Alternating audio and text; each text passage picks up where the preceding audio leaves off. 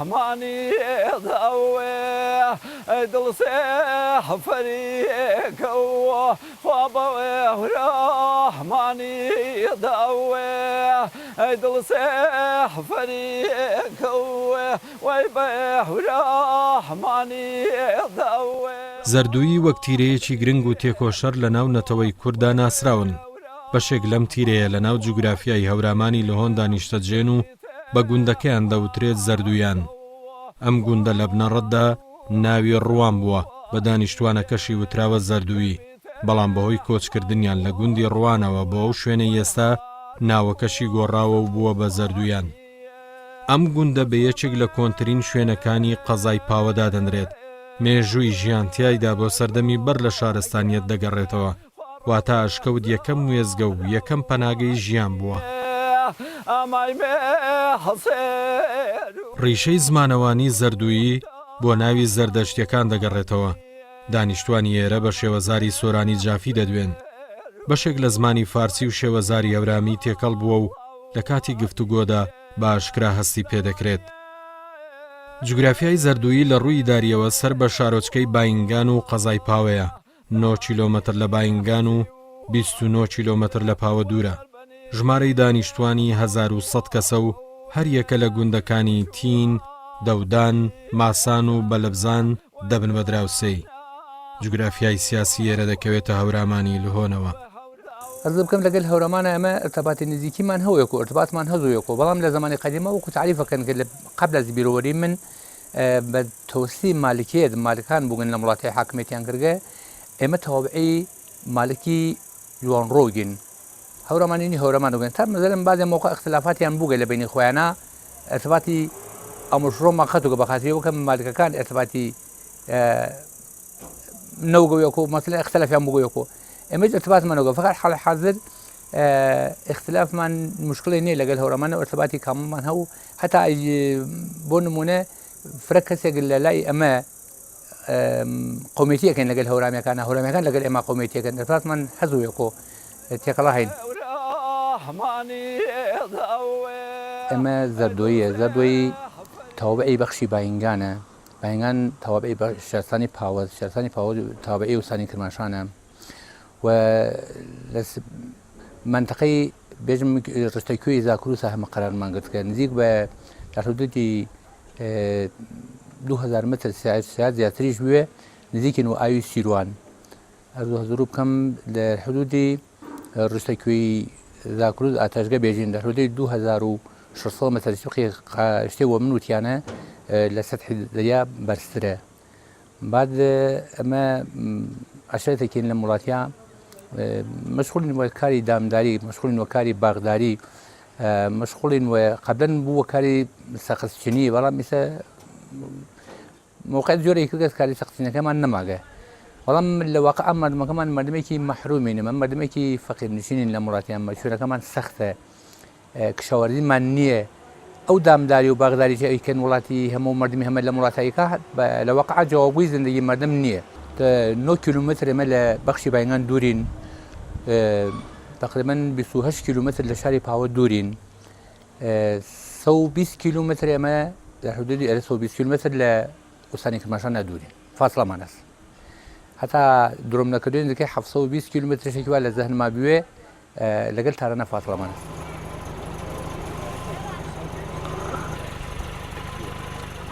ئەمە لەم پێمانەژین زەردۆی کە لە تولی تاریخەهای قەدیما ساوەقەبێکی قەدیممانە بووگین شاید لە بێژم قبل ظهور ئیسلامی ئەم وڵاتی ئەمە ئاوان وگە تەبقی نەزەری باسارشناسان زەحمەتیان کێشاکاتکەن لەگرا بۆ ئێمە تەوزیحانداگە حدودی 50,000 ساڵ بێشتر لەگرا ئاوان وگە. ئەرز هەزوو بکەم ڕووسەهای حومەی ڕووسای زەردۆیی ئەو گرەومانۆ تینە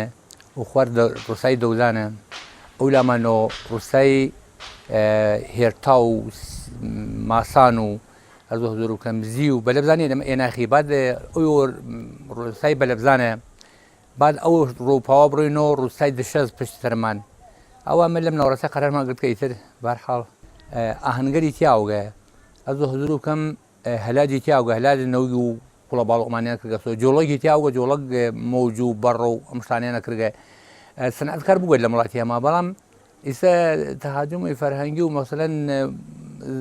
مودی زەمان کاری کرد ئەو شتانە نەماگەن و پیرەکانمان خوار بە ڕەحمەتیان کە فەوتیان کردگە جوانەکانیشمان ئەو کارانە ناکەن و ئەو وەختە نەماگەن لای ئێمە بەڵام قەبلەن بووگە سەنعەت بووگە لای ئێمە ئەم ڕووسای هەمە دەرحدودی 225 ماڵە حاڵی حەزر 30 ساڵ قبل 350 ماڵوگین بەعەدەتی ئەو شوێنەکەمان سەختە ئەوتانە ئەسکەم بەعەدەتی ئەو شوێنەکەمان سەختە جوانەکەمان بەرەو شار مهاجرەت دەکەن ئەڕۆن پیرەکانمان ئەمرن هەلە برۆ ئاماری ڕووساکەمان هەتکەسە خوار و کەم وگین و بەرهەمی باخەکانیشمان هەنارە وەختە هەنار و گوێزە تەواوی بە ماڵەکانمان باخیان نییە فرەک ماڵێکمان هەست بێ باخە بێ لەرا نێتی ئەو چەوە هەسی باقی هەنار و گوێز وشتی هەیە باشە وەڵا تا نازێ بۆ خەتی خۆی بەخراو نییە باشە تا نازێ بەڵام نەبێژن جوابگوی زیندگیەکی وان نییە ناوێت فقط سەرگەرمین پێوە شوێنەوارەکانی ئێرە بۆ هەزارەی سێمی بەر لە زاین دەگەڕێنەوە ئاشووریەکان دیارترین و گەورەترین ئیمپراتۆر بوون لەو سەردەمەدا و ئاسەواریان لە تەواوی ڕۆژهەڵاتدا جێهێشتووە ئەم گوندەش بەشێک بووە لە قەڵەمڕەوی ئاشووریەکان و هەڵکەوتەکەی وای کردووە هەمیشە شەڕگەیەک بێت بۆ یەکلابوونەوەی ململانەی زلهێزەکانی بەر لە زاین ئاوایی زەردووی مێژوویەکی زۆر کۆنی هەیە بەس ئەگەڕێتەوە بۆ سەردەمی ئەشکەوت نشینەکان و ئاسەوارەکانیشی دیارن بەڵام بەداخەوە لە کۆڵنەوەی کەمی لەسەر کراوە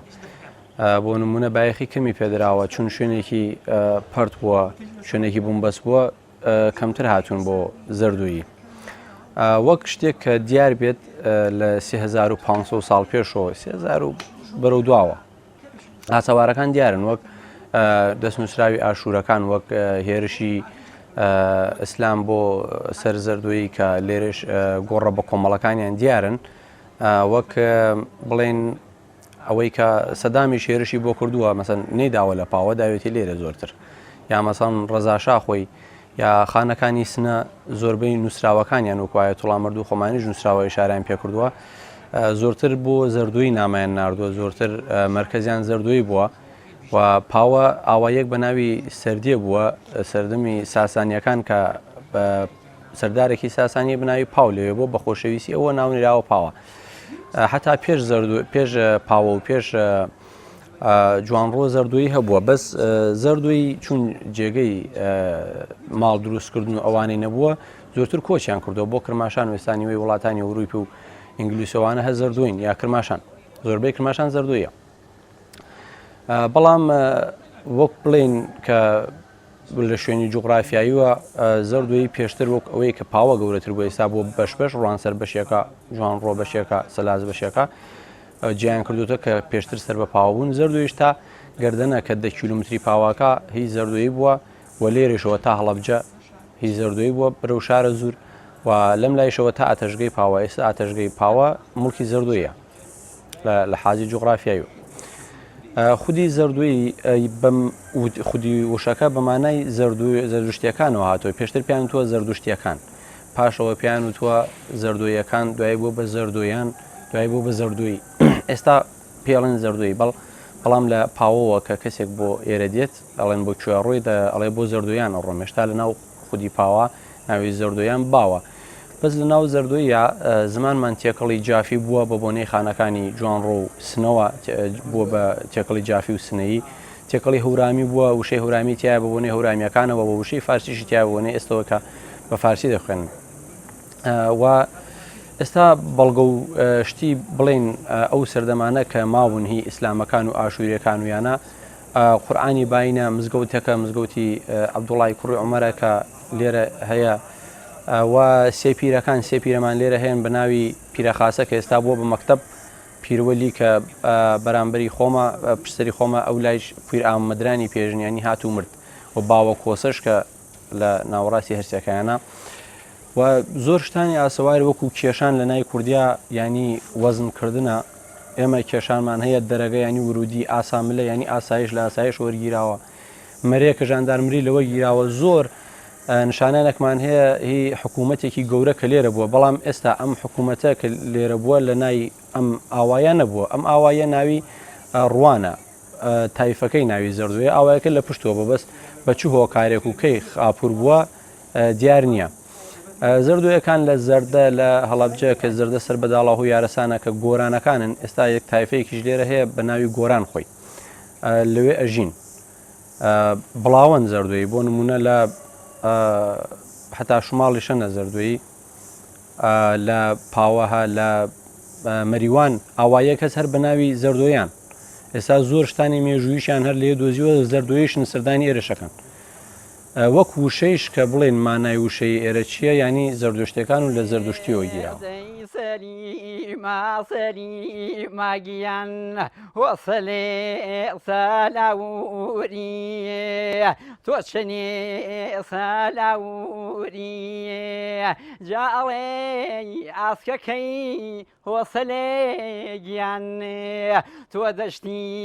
کێلاوری وەی دەشتی کێلاوری مەزاری پیرە خاسە و پیرەوەلی و باوەکۆسا ئەو کەسایەتی ئاینیانن هەڵقوڵاوی ناو کەلتور و شێوازی ئاینی ناوچەکەن قۆناغێکی تری مێژووی ئەم گوندە دیاری دەکەن منینێ و ژیمی تەنگیان من بێتۆ چۆنیژی و یامێ وەسەلێ دەیسەلی ماسەلی ماگیان تۆ شەنێ سالاوری وەی ئەڵێ ئیسلام هەر شوێنە زانوێتی کە گەنجی تایە خەزیێنوشتی تایە کردووە بە پیری خۆیان کە پاش ئەوە بێنەوە بیبن بەڵام ئەم پیرانە گشتیان پیرە خاسە ناوەکەی کوردیە پیر ئامەدمەدران ناوەکەی کوردیە پیروەلی گومانی لەسەرەکە ناوی عەرەبی بێت ئەگەرنا ئەوان ئەگەر شتێک کە ناوی پیرە ئەگەر ئیسلام بایان پێی شێخ یان پێی مەسەڵەن ئیمامزادە یا شتێکی ئاوا بەڵام یا سەحابە بەڵام ئەوانە ناویان پیرە و هەر لێرە بوون و بە شێوازێکی مسەلەسیش سێگۆشە ڕەفتم پێکەوە گەنا بەڕای من ئەو پیرانە هیچ پەیوەندێکیان بە ئیسلامەوە نییە چون حتا قەبرەکەیش کە کنرایەوە بەو شێوازەی کە ئیسلام ئەیان نێژێ کنرایەوە نەنێژابوو وێنەکانیشی هەن ئەو پیرە بەو شێوازە نەنێژابوو و ئەو پیرەکانیش هەروان و تاوگیش تاک درەختی تاوک پێژن خۆمان شتێک بووە کە زەردوشتەکان تقادیان پێی بوو وتیانەکە دژی تاعونە لەسەری هەرسێ پیرەکان تاوگانێک بوون زۆر بە قوت و گەورە بوون لەوانەیە زۆر لە 1000 ساڵیش تەمەنیان بوو بەڵام بەداخەوە بڕینیان یان وشک بوون یان سووتاندنیان یان کردیان بە مەکتب کە لە ناو چوون تاوگەکان کە خۆیان هەر ئەو دارە بەڵگەیەکی زۆر مێژووی بوو ئێمە ئێستش تاوگەکان دویان ماوەندانەیەکیان هەر بە کە وشک بووە ماوە ئاسەوارەکەی بەس ئەوانە پیری زەردەشتین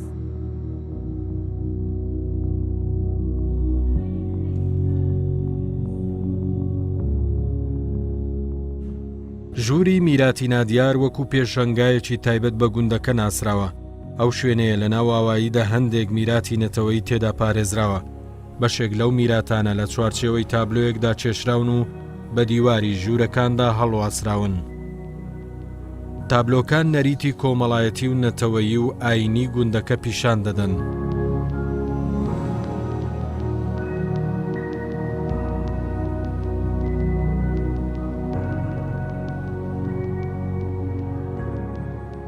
تاکو ئێستا میراتی نادیارە حەفدانیان کۆ کردوێتەوە و لە تاراندا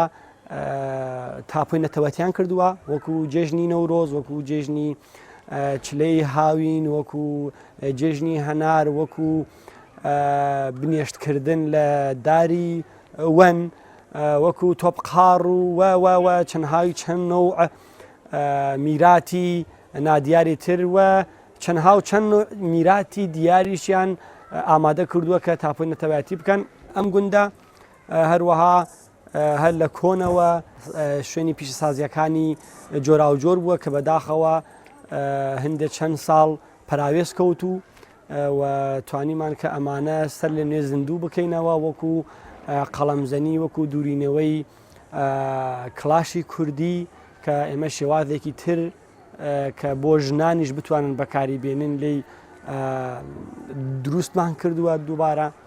و ئەو شێوازەی کە لە کۆنەوە نانیان پێدەکرد ئەو شێوازەمانە گۆڕیوە بە شێوازێکی مدرنیتەی تر یعنی ئێمە هاتوین ئەو پیشانەی کەوا لێرە بوون تازەمان کردوون بە پێچەوانەی ئەو شتەی کەوا خەڵکی پێویستیانە یعنی بە ئەو پێویستیەی کەوا تازە بووتەوە ئێمەش ئەوانمان تازە کردوتەوە هەروەها و ژوورەکەیشتان خۆتان بینی ژوورێکمان داناوە بە ناوی ژووری میراتی نادیار و هەروەها ئەو ژوورەکانی ترمان دانیاوە بۆ موزەی خەڵکشناسی و کللتورشناسی ئەم گوندە کە لە داهاتوە ئێمە بتوانین گوندەکەمان باشتر و ڕێک و پێکتر بە خەڵک بناسانین کە ئەگەر گوندەکانی دەراوسێترمان و ناوچەکانێکی تریش بتوانن بە ڕێک و پێکی ئەمە جێبەجێ بکەن ئێمە و کللتوری کوردەواری خۆمان هیچ کات ناگۆڕێ و لە بن ناچێت و بنبڕ نابێ و ئەمە ئەبێ بەهۆی ئەوەی کە منداڵەکانمان و داهاتوەکانمان بتوانن کللتورەکانمان بزانین چەند چون ئێمە میراتداری ئەم کللتورێن و ئەبێ ئەم میراتە بۆ نەوەکانی داهاتوو بێڵینەوە.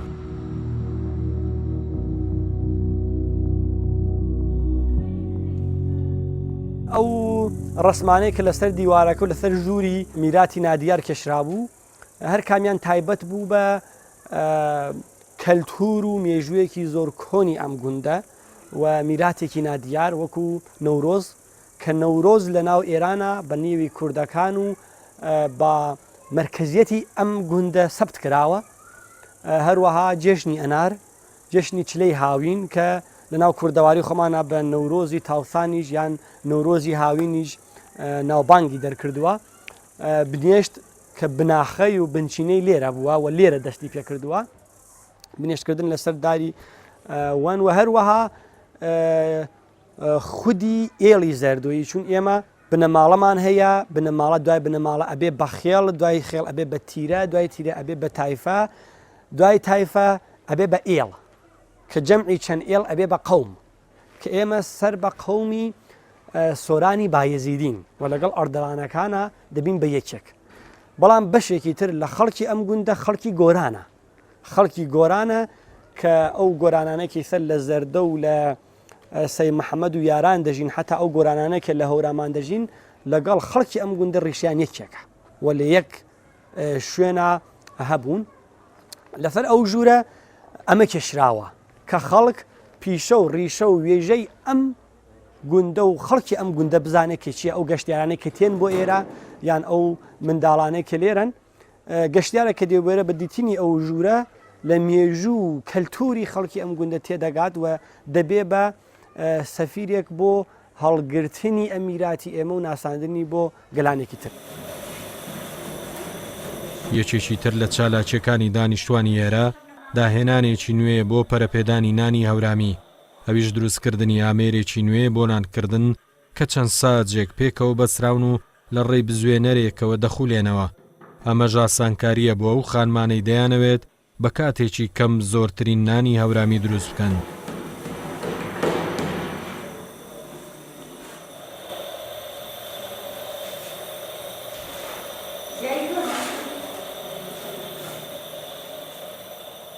نانی کوردی یەکێک لە ئەو خواردەمەنیانەسەکە لە بواری کەلتوریە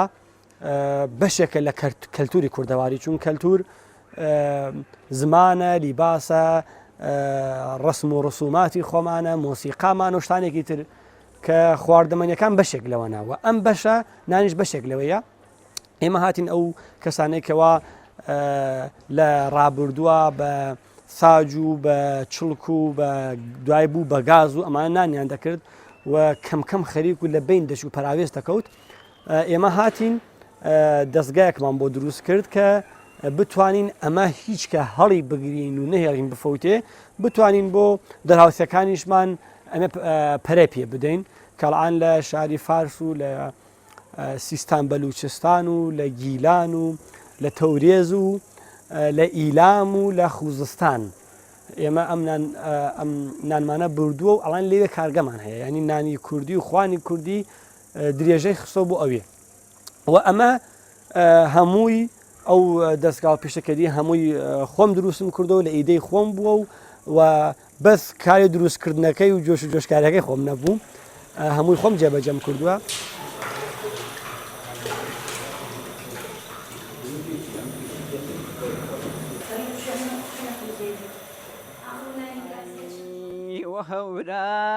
وهورامانی داو وهورامانی داو وهورامانی داو وهورامانی داو ایدل سفری که وهورامانی داو ایدل سفری که وهورامانی داو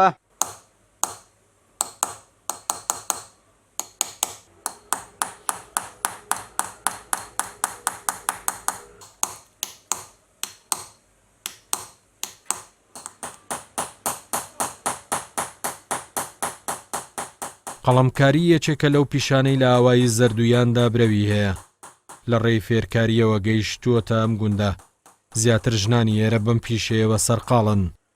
بەیان یەکێکە لەو پیشەگەرانەی ماوەی 5 ساڵە بەم کارەوە سەرقاڵە و فرۆشگایەکی تایبەتی بە پیشەکەی داوە. ڕۆژانە وێنە و نەخشەی گونجاو لەسەر کەرستەکان هەڵدەکۆڵێت. ئەو دەڵێت کانزای مسک گونجاوترین کەرستێ بتوانیت ئەم هونەرەی لەسەر بچێشیت. لە ڕێی پێنووسێکی تایبەت و چەکوشێکی مسەوە ئەم کارە ئەنجام دەدات. بەشێکی زۆر لە کەرستە دروستکراوەکانی بۆ جوانکاری بەکاردەهێنرێن. لەگەڵەوەشدا دەتوانرێت وەک کەرستەی ناوماڵ سوودیان لێوەربگیرێت بە مەرجێک بۆ ماوەی 40 خولەک لە ناو شیری کوڵاودا دابنرێن بۆ ئەوەی لە ماددە چیمیاییەکان خاوێن بکرێنەوە.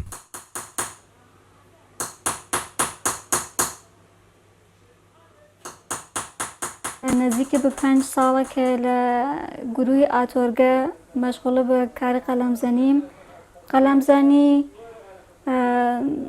حەکاکیەکە لەسەری فلزانێکی وەکو فلزی مس، وەکو ڕۆح، وەکو برنج و حتا نۆقرەیش بێژم و ئەلبەتە من پێشتر وەسەری مسۆ کارەکەم. نزیکە بە 5 ساڵێکە من وام لەم کارە لە ناوی دوکانی خۆما خەریکم ئەم کارە ئەنجام دەدەم. نزیک 5 ساڵ پێش و کە ئاغای عەزیزی فەریبورز عەزیزی زەحمەتی کێشا چەندانێک ئۆستادی هاوردن لەگرا نزیکە بە 30 و خۆردەیەک نەفەروین ئامۆزشماندی و ئەلان هەر کەم لە بەقیە مناڵەکان هەڵە بە هەر نەحوێک بەقییان چەندانێکیان کارەکەن و منیش لەگرا مەشغوڵە بکار.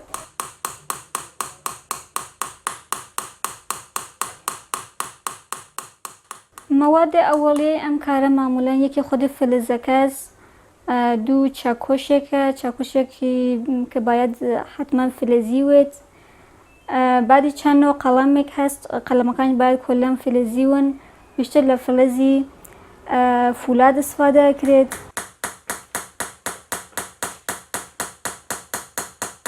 بۆ حەکاکیکردن وەسەری ئەم فلزانەوە باید لە قەڵەم و چاکۆشێکە لە جنسی فولاد دەوێت استفادە بکرێت. خودی فلزەکە خودی سینیەکە باید قبلا قیر بگیرێت، قیرێکی 90 دەرەجە باید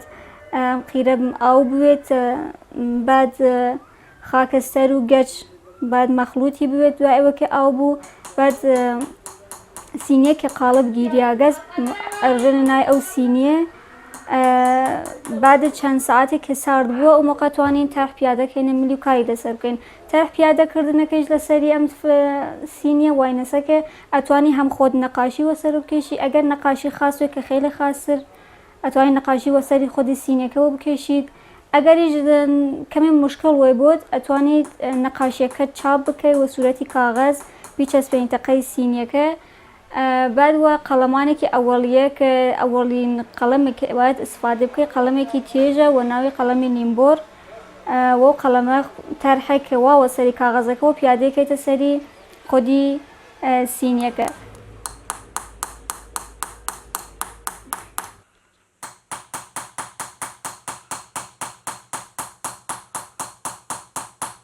کە چەند و قەڵەمێکی تر استفادە کرێت بۆ تەزئینات، بۆ ئەمزایەکی لەسەری کار باید بخەیت، بۆ تاریخێکی باید لەسەری لە پێ کارەکە ئەنجامی بدەیت حەکاکی بکەیتەوە. بعدی کە ئەوە کار تەواو بوو من هەڵا شێوەم واینەسە ئەیخەمە ناوی ئاوی یەخ،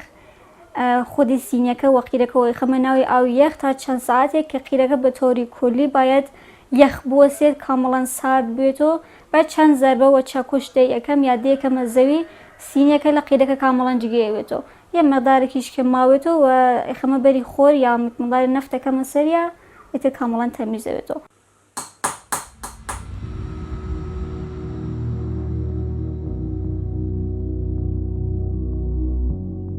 گوندی زەردویان یەکێکە لەو گوندانەی لە مێژوودا سەر بە خانەکانی جوان ڕۆبووە و سەر بە تیرەی زەردویی و عشیرەتی جافن لە باشوور و ڕۆژهەڵاتی کوردستاندا بڵاو بوونەتەوە لە ڕابردوودا گەرمیان و کوێستانیان کردووە و پیشەی سەرەکیان ئاژەڵداری بووە لە ئێستاشدا بەشێک لەم تیرەیە لە جوگرافیای هەوراماندا نیشتەجێن و هاوشانی گوندنشینانی ناوچەکە بەکاری ڕۆژانەی خۆیانەوە سەرقاڵن.